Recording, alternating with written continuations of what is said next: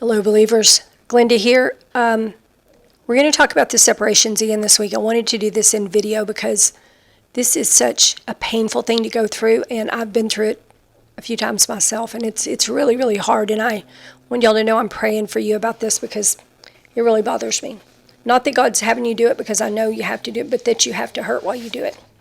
So what I'm going to do is, this looks like it's going to go one more episode past this, so a total of 3 episodes. I'm going to review half of the separations words in this episode and talk about some of the reasons why God separates us from people that we love. And then in the final episode, I'm going to review the rest of the words, and I'm going to talk about some of my personal experiences and, some of the things that I tried to do to get through the pain. There's only so much you can do. So this is What is God Doing in These Separations, Part 2. In Part 1 last week, we talked about the biblical examples of the separations and some of the ways that God might separate somebody, how he does it. This week, we're going to talk about why he does it. So I'm going to review the words first, then we're going to talk about the why. The first word I'm going to review, I'll try to remember to link these in the description, is dated April 12th, 2012, and it's called A Time of Many Transitions. My children, you are in a time, y'all keep this in mind before I start reading this, keep this in mind. Any words that God speaks, it doesn't matter what year they came out in. The Bible was written in 2,000 years ago. If God speaks it, it's still relevant. My children, you are in a time of many transitions. You are transitioning between the former age and this one, and many of you feel uncertain because of this. I am shaking everything that can be shaken, and many of you are feeling it. Anything that is not sure and founded on me and my word, I will shake. I am shaking relationships, jobs, careers, health, belief systems. I am shaking everything which concerns you to show you what is not of me. Many of you struggle against the shaking because you do not understand what it is I am doing. Find your peace about these matters in me and trust me to take care of you no matter what happens. All that has been sacred in your lives is subject to change. Only I do not change. All else is fleeting. Find your security in me. Find your assurance in me. Do not struggle against this thing that I do, for it is to your benefit that I do it. Now is the time. All must be tested, for what is not of me cannot withstand what is soon to come. Unions not of me will not stand. Homes not built on me will not stand. Relationships not built on me will not stand. So I'm going to stop for a second. That right there tells you that he is testing things by shaking them to show you what's not going to make it through what's coming. If it's not strong enough now, it's not going to be strong enough then, right? I no longer bless and support what is not of me. When you see these things fall, it is because I have removed my hand from them. Nations not of me will not stand. Be found in me that you may stand in the times to come. Go forth, spread my word, my glorious gospel, and be blessed. All that is not of me shall soon perish. If your knowledge is complete in my word, then you will not be moved. Anything that is not in line with my word in your life will be subject to my shaking. I am raising my children up to new levels in this age. You cannot hold on to the dead and dry things of the world, to relationships not of me, on the way to where you are going. I shall empower you to release all the enemy has burdened you with that is not my will for you. Okay, so there he's telling us, look, if you have to turn something loose because it's not my will, I'm going to help you do that. Many of you cling to the former things when I desire to give you something new. You cling to what you know, for you see no other way, but I am the way maker. And I make the way for my children to walk in health, to prosper in all the fullness of me, to have right relationships that honor me and bring glory to my name. You cling to old things because nothing new is in sight, but I desire you would release the old to me and allow me to work my will in it. Praise me in and for all things, whether you understand them or not, for this is what I desire of you. When you do not understand a loss that has occurred, trust that I know the plan, for I am the truth, the life, and the way for you. Whenever you do not know the way, look to me, for I am the way. If you need life in your body, call on my name, for I am the life giver. If you need the truth about any situation, look into my holy word, for it will speak truth to you at all times, and all answers are contained therein if you will only seek them. Seek me, know me, trust me. Trust that I know and do what is best for you and your life and the lives of my other children at all times, and do not fear. Do not fear as you see my judgments falling in your nations, my children, for these things must surely come to pass. My word shall be fulfilled to the last letter before my return, and before the end comes, and the end is near now. Look up, my children, for your redemption draweth nigh. Rejoice, for your time on earth is short now, as all that is contained in my word is being brought to pass. Finish your journeys with faith and great courage, for your reward shall be great indeed if you do this. I love you with an everlasting love, and I am watching over you as this age comes to a close. That was A Time of Many Transitions, April 12, 2012. All these words can be found on JPH, justpraisehim.today, for anyone who doesn't know. Okay, this word is called Coming Undone, and it's dated February 21st, 2019. My children, in what is coming, all families will not stay intact. Many of you are already seeing your families starting to come undone. Do not be alarmed at this. In some cases, I am protecting you. Some of you are experiencing your marriages coming undone as well. Do not be alarmed, for I protect my own by removing those who will become a danger to you in coming days. Do not cling to what I am removing from your life. Wrong associations can be a matter of life and death in what is coming.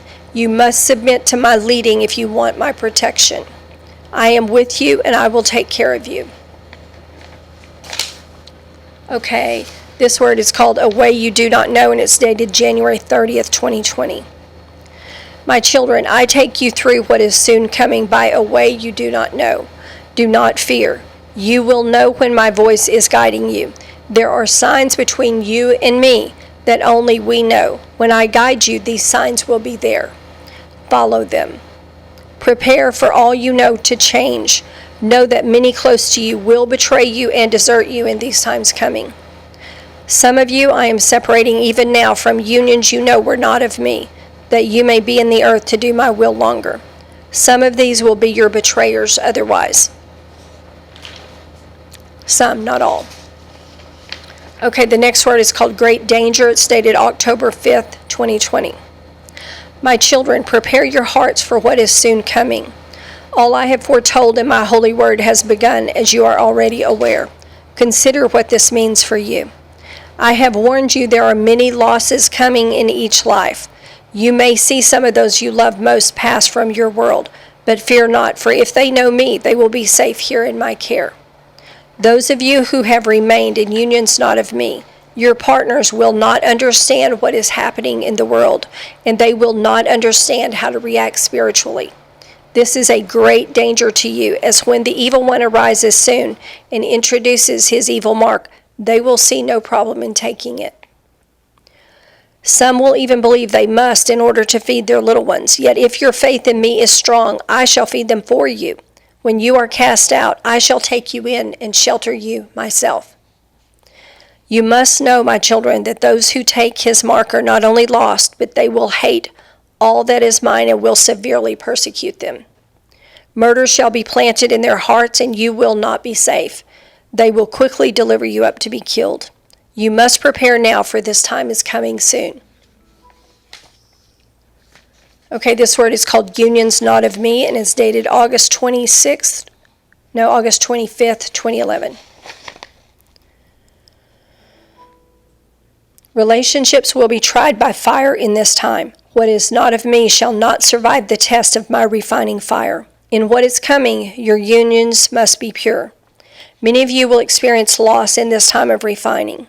Know that I will restore to my people what is rightfully theirs, and cause you to increase more besides.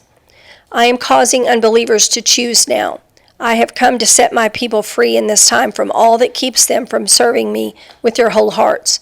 I will now remove the obstacles and move my people strategically into position for that which is soon to come. Unions not of me cannot withstand the storm that is coming. Do not be surprised when you see long-standing unions crumble overnight, for this is my mighty hand. I am preparing you, my people. I will care for you in times to come. Have no fear, for I am a loving and faithful Father. Many of you shall fear as events planned begin to come to pass, but these things must come, that my name might be glorified in all the earth before my Son soon return. Okay, this word is called Unbelieving Spouses, and it's dated June 22nd, 2017. The time has come for all of my children to move into their calling. I am now moving many of you who have been tied to unbelieving spouses into your callings. You are feeling this change already. Do not be afraid when I do this or when I harden their hearts against you, but rejoice, for your time has come. I have told you that unions not of me cannot withstand what is coming. Unbelieving spouses will become your enemies in what is coming, my children, and will quickly turn you over to authorities for your beliefs, in a time when the price for declaring my name will be death by torture. Do not fear, only believe, for I am well able to provide all you need. Step into your calling and keep your eyes on me.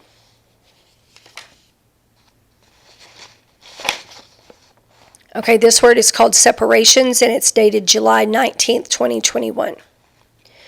My children, I have begun separating the sheep from the goats, though you are yet on the earth. I am drawing the lines and making them clearer and clearer, that all may see who is mine and who is for me and who is not. The increase of light and darkness continues. My light shines more brightly through you, even as the wicked become more wicked for all to see by the hour. In the time to come, these separations will cause many to persecute you, as they realize you are provided for and protected, and they are not. Do not fear this, because I am beside you every step of this journey, and you bring me great honor and great joy when you refuse to fear the enemy's tactics. Okay, now that's the last of those words for this episode. Let's talk about why God is doing these separations. I'm going to read you some scriptures. Matthew 12:46-50. While he yet talked to the people, behold, his mother and his brethren stood without, desiring to speak with him. Then one said unto him, Behold, thy mother and thy brethren stand without, desiring to speak with thee. But he answered and said unto him that told him, Who is my mother, and who are my brethren? And he stretched forth his hand toward his disciples and said, Behold, my mother and my brethren. For whosoever shall do the will of my Father which is in heaven, the same is my brother and sister and mother. Okay, so some of the reasons that I have seen or believe about why a separation might be necessary are, number one of the reasons is because you look to that, it's possible that you look to that person or spouse instead of the Lord as your provider or protector or helper, or because they look to you. Now what that does is it can create a type of idolatry, but also it causes us not to rely 100% on him. And then if that person is suddenly taken away, our faith is not going to be enough to get us through. Number two, he might separate you to step into your calling. Many of you have not answered the call. Some of you have, but the Lord is still calling you. The Lord may free you up so that you may answer. Okay? And if you think you are unable to do anything, let me remind you of these verses, because I thought I was unable to. 1 Corinthians 1:26-29, For you see your calling, brethren, how that not many wise men after the flesh, not many mighty, not many noble are called. God doesn't call the great, 10 times educated people to this kind of thing. He calls just regular people. Verse 27, But God hath chosen the foolish things of the world, that would be me, to confound the wise, and God hath chosen the weak things of the world to confound the things which are mighty. Verse 28, And base things of the world and things which are despised hath God chosen, yea, and things that are not, to bring things which are not, to bring to naught things that are. Verse 29, That no flesh should glory in his presence. When he calls somebody who's just nobody and then does something great through them, you know it has to be him. And everybody knows it has to be him. So he gets the glory, because he doesn't want us taking any of that. If God calls you to do something you don't know how to do, welcome to the club. Everybody he calls pretty much doesn't know how to do what they're called to do. He will send somebody alongside you to train you, just like he did me. He sent somebody to help me with editing, with publishing, and with editing audio. I didn't know how to do any of that. I didn't know how to do that. He has experts in every field.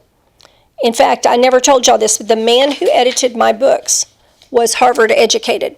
He just passed away 2 weeks ago. May he rest in peace and have mighty rewards in heaven. His name was Rudy. Another person who assisted in the editing was a journalist with the newspaper in Plano, a former journalist with the newspaper in Plano. I'm not kidding you. God will send you real help, okay? People that have training that you don't have. You don't have to know how to do everything. See, that's a word for somebody. You sir. God is calling you, and you can feel the calling real strongly, and you want to answer, but you're like, I don't know how to do any of that. He's going to send people to help you. You don't have to know. All you have to do is take that first step and say, okay, Lord, I'm willing. If you can use me, use me. And then he will do the rest. You just have to be willing to obey and step out and do it. And he'll take care of you too. I will always be very, very grateful for all the people that have helped me in every step. But he sent somebody that knew how to edit audio really well, who called me on the phone one day really patiently and said, okay, I know I had lost whole podcasts, even some that were an hour long, that before I knew how to record audio, because I would just record them in one straight thing and then I would put them out like that because I didn't know how to do anything else. But I was trying to obey him when he told me to do, go on Blog Talk.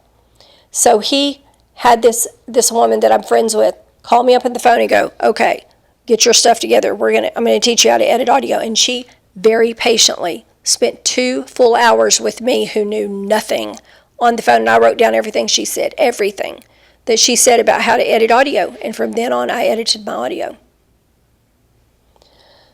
I will always be so grateful. And she sowed a huge seed into the JPH ministry when she did that. When people come alongside you and help you, they are sowing a seed into your ministry, okay? If someone helps you start your ministry and they mentor you, whatever they do, they help you learn to do audio, they help you, whatever they're helping you to do, they're sowing a seed into your ministry, and God's going to reward them for that.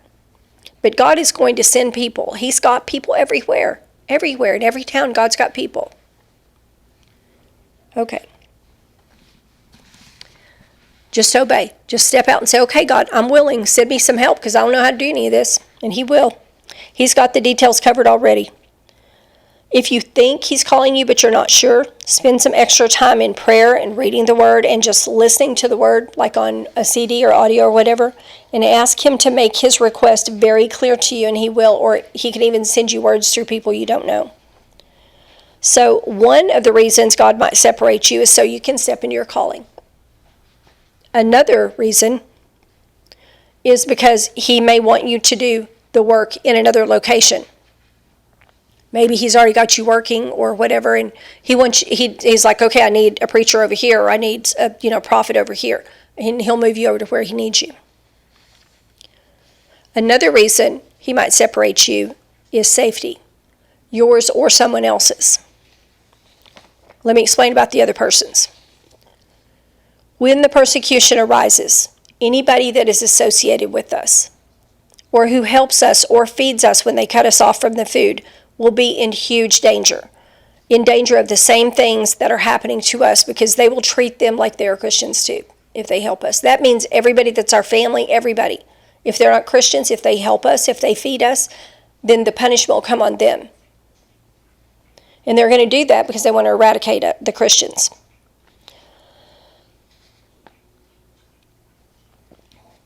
Another reason, safety-wise, that God might separate you. This is something I saw very recently. Unbelievers who really love us will be in a danger of another kind. They may threaten to torture or kill us if the person that loves us does not take the mark. They may say, well, if you don't take the mark, we're going to torture them and make you watch. They're going to be cruel, y'all. So the people that love us need to understand, no matter what they do to me, don't take it. Because that can force an unbeliever who doesn't know what the mark really is to make a choice that they cannot undo without having the knowledge and the wisdom to actually make that choice intelligently. And they would do it out of love for us. And that one, to me, is a really scary one.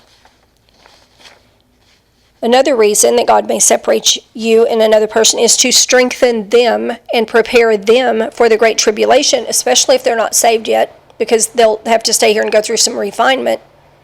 And if they are very dependent on us, or we're dependent on them, and that's taking up all their time, and God needs to get their attention, he may separate them and let them go through a few things so that it kind of toughens them up to get them ready for that before it's too late to get them ready. Another reason that he might separate you from someone is to protect you from horrible betrayals. God sees what they're going to do in the future and what we're going to do. There are so many people that we think would never turn against us, but y'all, when there's no food to eat and they're pointing a loaded gun in your face, or when your loved ones are threatened with starvation or worse, you know, they might be capable of doing a whole lot of things they wouldn't do right now. Only God can see into our hearts.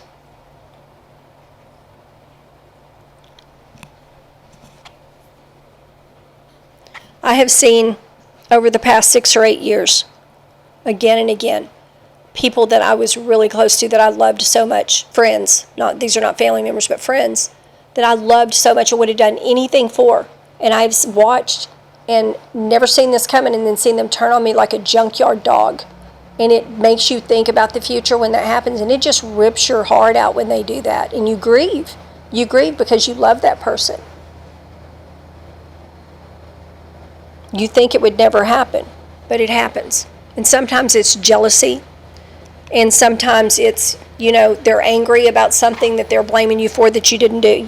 It's just different stuff, but the worst ones are the blindside ones that you never see coming, and you love that person, would do anything for them, and all of a sudden, bam, they just drove the knife in your back as deep as they could. And then you see the hatred that was there all along. We're going to see that in the future.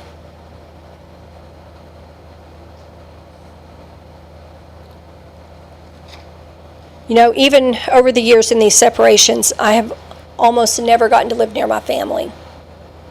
Not because I didn't want to, not because I didn't ask, because I did. I know they have to wonder about me, y'all. I know they do. Because here I am, and I'm just, moving all over the place, and they're probably like, what is she doing? Why don't she, stay in one place? Is something wrong with her? They think that.